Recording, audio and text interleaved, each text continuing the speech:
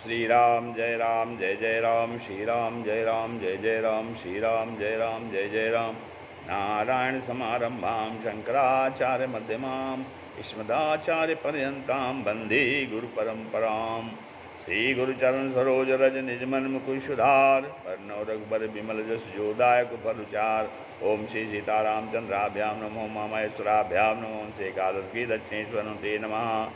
ज्योतिष शास्त्र के वर्णन में कथन में आज जो है नष्ट जातक के विषय में बताया जाता है कि नष्ट जातक नष्ट जातक का निर्णय कैसे हम करेंगे, अर्थात जिस जातक का जन्म का समय इत्यादि नहीं मालूम है, उसकी यदि हमें जन्म कुंडली बनाना है तो हम उसको कैसे बनाएंगे, उसका निर्णय हम कैसे करेंगे नष्ट जातक के समय का। तो उसको हम क्या करेंगे कि सबसे पहले इस समय जातक जब आएगा तो उसकी हम प्रश्न कुंडली बनाएंगे। प्रश्न लग्न से, प्रश्न की कुंडली से, प्रश्न लग्न से ही हम सब कुछ आगे गणना करेंगे। इसका सूत्र है, नियम है जो कि बताया जा रहा है। कहते हैं कि प्रश्न के समय मेष आदि जो लग्न हो उस लग्न की राशि को, मेष आदि जो लग्न हो, प्रश्न की कुंडली हमने बनाया, उसमें जो मेष आदि जो भी लग्न में राशि आई तो उसको 30 से गुणा करके फिर अंश जोड़कर 60 से गुणा करके कला जोड़ें।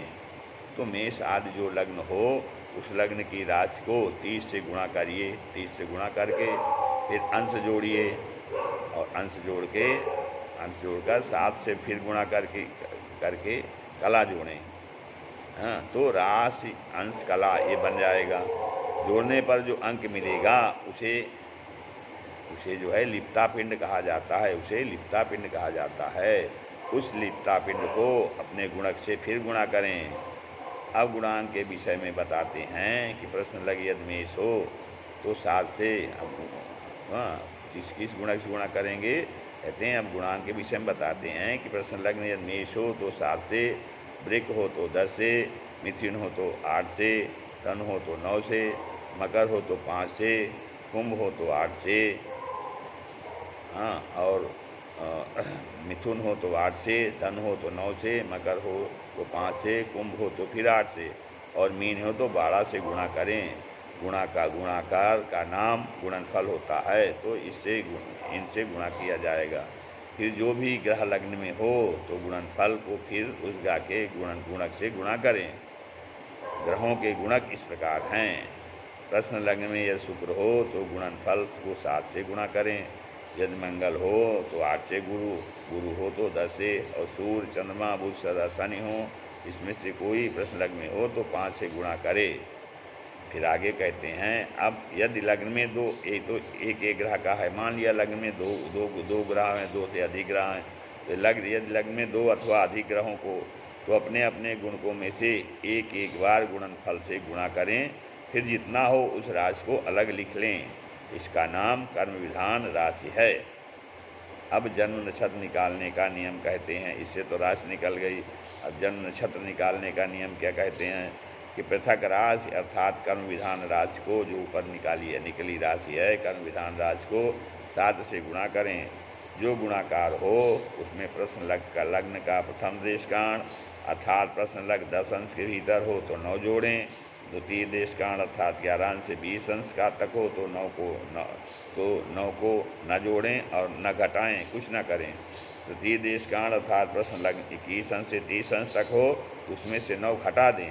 पहले में हम प्रथम देशकांड में 9 जोड़ेंगे, द्वितीय देशकांड में कुछ नहीं करेंगे, और जो तृतीय देशकांड है तो उसमें हम 9 घटा देंगे। इस प्रक्रिया के बाद जो अंक बचे उनमें 27 का भाग दें। जो शेष रहे उस संख्या को अश्विनी आदि से गणना कर जो नक्षत्र संख्या आए उसी को पृच्छक का जन्म नक्षत्र समझना चाहिए। तो इस प्रकार से राशि के बाद नक्षत्र आ गया। अब स्त्री, पुत्र, मित्र आदि के जन्म नक्षत्र को जानने का नियम बताते हैं। कहते हैं, यदि स्त्री के नष्ट जातक के संबंध में प्रश्न हो तो तात्कालिक लग्न स्पष्ट की राशि में 6 राशि जोड़ दें। पुत्र के प्रश्न में 4 राशि, मित्र के प्रश्न में 3 राशि, शत्रु के प्रश्न में 5 राशि, पिता के प्रश्न में 9 राशि तथा भाई के नष्ट जातक संबंधी प्रश्न में 2 राशि जोड़ दें। अंश और कला तात्कालिक लग्न के ही रहेंगे। फिर राशि अंश कला इन सब का जो योग हो उसका क्रमशः पर्यंत पिंड बनाएं। फिर पिंड को लग्न राशि के पूर्वोक्त गुणक से गुणा करें, वह गुणनफल होगा। यदि लग्न राशि में कोई ग्रह हो तो उस ग्रह के पूर्वोक्त गुणक से गुणनफल को गुणा करें। फिर नक्षत्रानयन का जो कर्म कहा है उसे करके स्त्री आदि का जन्म नक्षत्र जानना चाहिए। सभी के लिए वर्ष आदि निकालने का काम इस विधि से करना चाहिए। कर्म विधान राशि को 10 से गुणा करके उसमें पूर्वोक्त प्रकार से देश कांड का विचार कर, अर्थात 9 जोड़कर अथवा न जोड़ना अथवा घटाना, वैसा करके 3 जगह रखें। एक जगह 120 का भाग दें, जो शेष बचे उसे उतने ही वर्ष परीक्षक के जानने चाहिए। दूसरी 6 का भाग देने पर जो शेष बचे उसे शिशिर आदि ऋतु समझना चाहिए। ये तीसरी जगह जो रखा गया है उसका 2 का भाग देने से एक बार एक शेष बचे तो पहले जो आई है उसका पहला महीना, और यदि शून्य शेष बचे तो दूसरा महीना जानना चाहिए। ऋतु में मास हो गया, पहला महीना और दूसरा महीना। हाँ, फिर कर्म विधान राशि को 8 से गुणा कर उसमें पूर्ववत दृक्कांड का विचार कर, अर्थात प्रश्न लग प्रथम देश कांड का हो तो न जोड़ें, द्वितीय देश कांड का हो तो कुछ न जोड़ें और न घटाएं, तथा तृतीय देश कांड का हो तो 9 घटाएं। जो अंक शेष बचे उन्हें 2 जगह रखें, एक जगह 2 से भाग दें। यदि एक शेष रहे तो शुक्ल पक्ष और शून्य शेष बचे तो कृष्ण पक्ष समझना चाहिए। अब हम पक्ष में आ गए हैं। पक्ष के बाद दूसरी जगह जो अंक रखे हैं उनमें 15 का भाग दें। जो अंक शेष बचे उसे प्रतिपदा आदि तिथि को जानें, उससे जो है प्रतिपदा आदि तिथि को जानें। मतलब दूसरी जगह जो अंक रखे हैं उनमें 15 का भाग दे। हाँ, तो जो अंक शेष बचे उसे प्रतिपदा तिथि को जाने। फिर नक्षत्र तिथि को लेकर इससे योग्य अहरगण बनाकर विचार करना चाहिए। नक्षत्र और तिथि को लेकर के कर्म विधान राशि को 7 से गुणा करके उसमें पूर्ववत देशकांड का विचार करें। यदि एक शेष बचे तो दिन का और शून्य शेष बचे तो रात्रि का जन्म समझना चाहिए। अब ये तिथि के बाद दिन और रात्रि का आ गया, दिन में है कि रात्रि में है।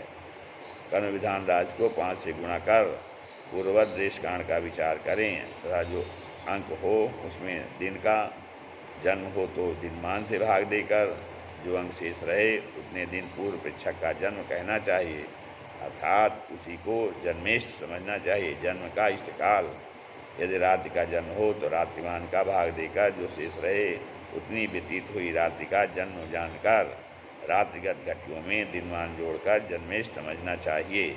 इस प्रकार से यदि इसको इस कायदे से समझ बूझ करके समझते हुए और गणना किया जाए तो किसी भी जातक का नश्य जातक बनाया जा सकता है, अर्थात उसका जो है प्रश्न लग्न के आधार पे उसका जन्म समय निकाला जा सकता है। अविश्वासम फलदायकम, यदि उसने विश्वास किया उसको इस जन्म नश्य जातक की इस विधि से बनाई गई जन्म कुंडली का जो है उसको पूरा 100% लाभ होगा, इसमें संदेह नहीं है। भवानी शंकरो वंदे श्रद्धा विश्वास रूपिणो याभ्याम बिना न पश्यंत सिद्धा स्वांतस्तमीश्वरम। तो जब श्रद्धा विश्वास होगा तो निश्चित ही फल मिलेगा। ये जो है भगवान सूर्य से आयु से उत्पन्न विद्या है, सूर्य भगवान ने इसको दिया है। तो ज्योतिष शास्त्र जो है इस प्रकार से नश्य जातक कुंडली बनाया जा सकता है। श्री राम जय राम जय जय राम, श्री राम जय राम जय जय राम।